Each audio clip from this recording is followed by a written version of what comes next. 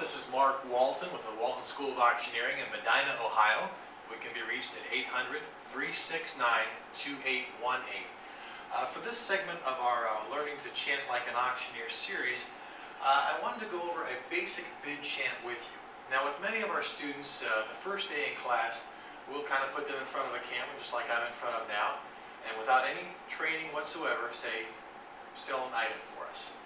And many of them really struggle with that, and that's to be expected because basically they have no track or no guide, no basic chant to guide them through the exercise. So they're just kind of on their own.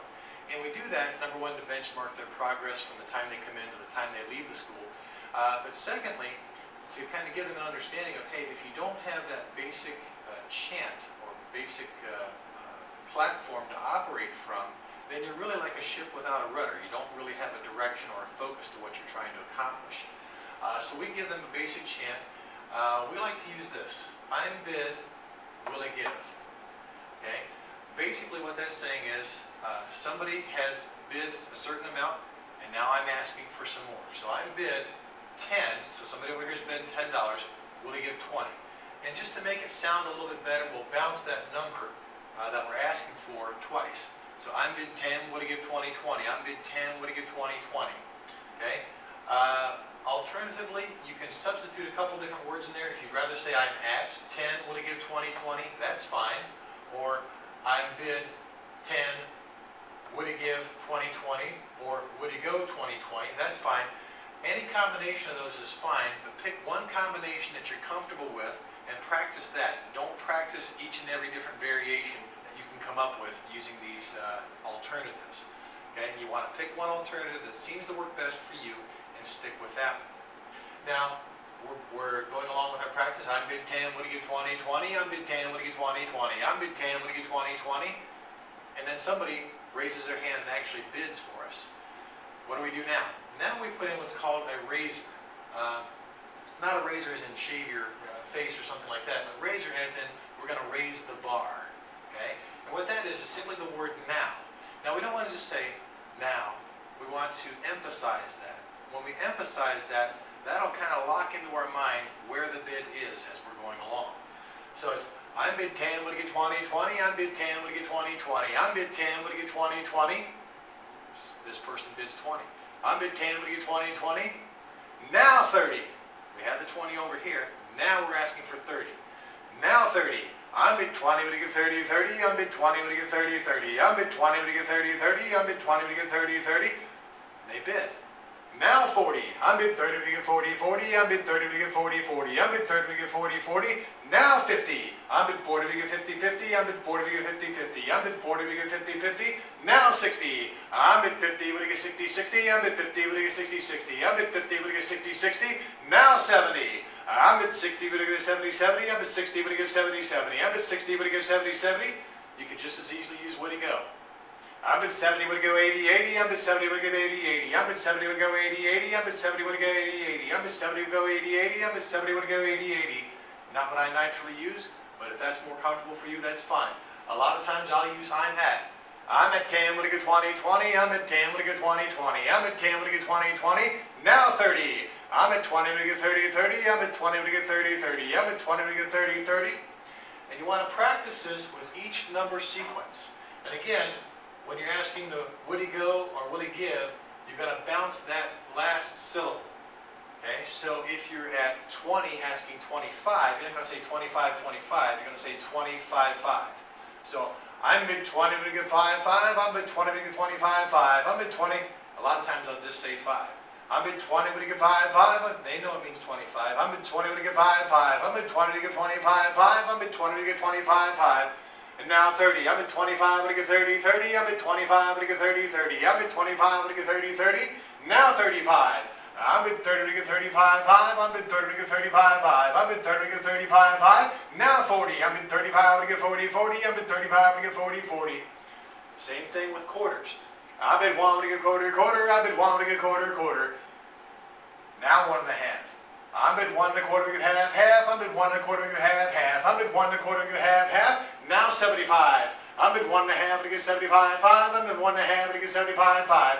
Now 2. I'm bid 175, I'm gonna get 2, 2. I'm bid 175, I'm gonna get 2, 2. I'm bid 175, I'm gonna get 2, 2. Now 2.5. However you want to go from there. If you want to go up to halves, you can do that.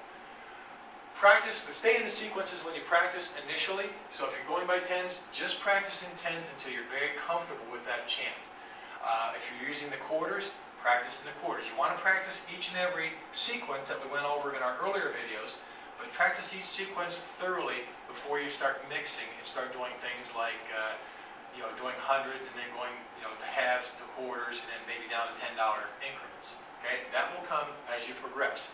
But while you're first starting out, you want to practice them in the sequence. I know it's not realistic that you're always going to sell in the same sequence that you began in, that you're going to end up in, because what if somebody did $25 on a $2,000 item? And if you took that bid, you're going to be selling a long time by $25 increments in order to get there. Okay?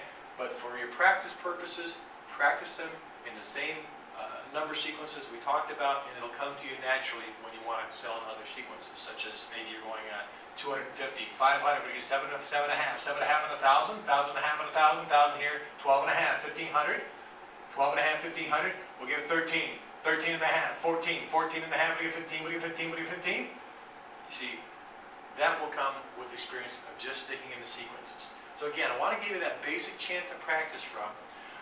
Stick with the numbers first when you're learning out. Maybe the first week or so that you're practicing, just do numbers. Then start to add in some of the chant, and during the second week, you're doing an hour a day. Maybe you start off the first couple of days, about 25% of your practice time is taken up with this. The other 75% of that time is taken up with doing number drills.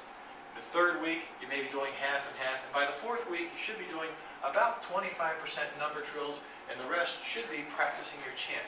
Now, I want to emphasize you want to stick with the basic chant for a good long time. What I mean by that is if you're practicing your hour a day, you're probably going to stick with this basic chant maybe for, say, 2 months or so in your practice regime. Now, granted, 6 months from now, you probably won't sound at all like you sound when you're doing this, and you'll probably have added some things in there. There are other good filler words. These are called filler words because they don't really mean a lot other than I'm here and I would like to have this.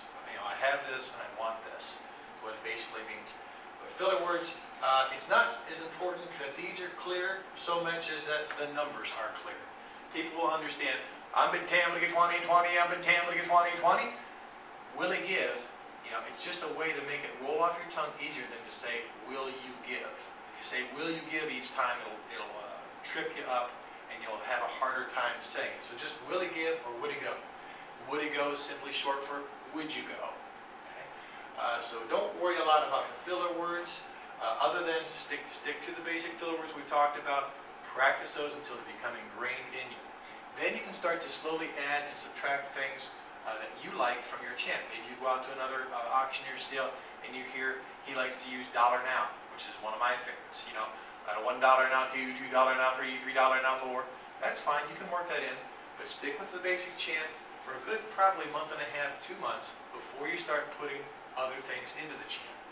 Also, I highly recommend videoing yourself as you progress along and hearing the things that are in your chant that you may not think that you're saying. You want to stay away from any sound that will close your throat, like H sound. For a long time I used to use here to give. I'll still throw it in once in a while, but it was a bad habit. I used to use it in part of my basic chant. That's fine if you're only selling for an hour, but if you sell 4 or 5 hours, that H sound over the course of a long auction will dry out your throat. So you want to stay away from that. You want to try and stay away from using the word got or I see a lot of people will say things like I'm a bid. That's okay, but a lot of them will say would you give me, or would he give me, or will he give me? I like to get rid of that me in there. It sounds a little needy, and it sounds a little more amateurish than I think you want to sound.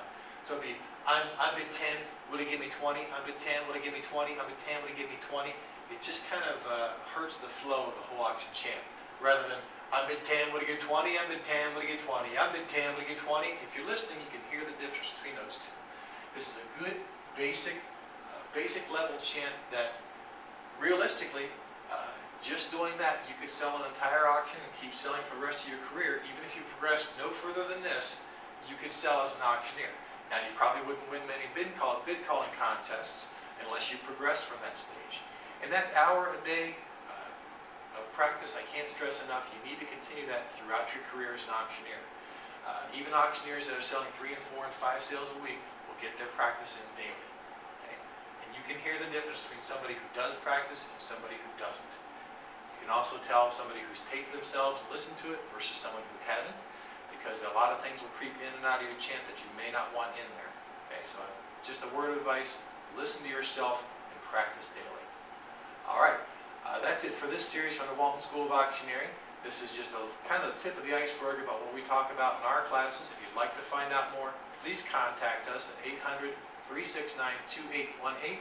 We're also on the web. Just look up Walton School of Auctioneering in Medina, Ohio.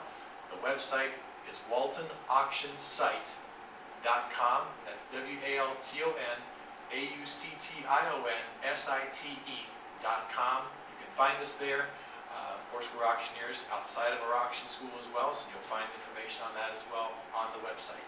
I hope to see you there. Thank you very much. I appreciate it.